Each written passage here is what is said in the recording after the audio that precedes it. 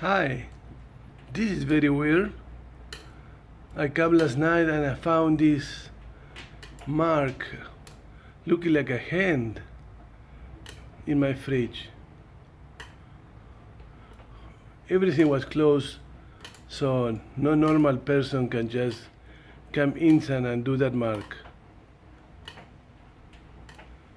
I did say being shot by this bullet.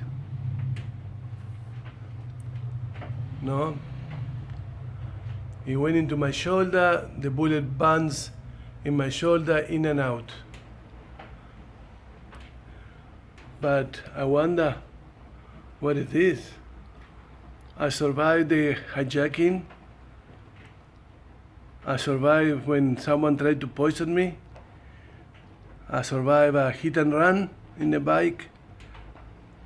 Then someone tried to throw a car in front of me in the night. I don't know. Maybe this is a sign that to say, I did that for you.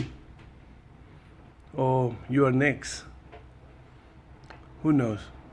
If someone have a mark like this in his place, please let me know.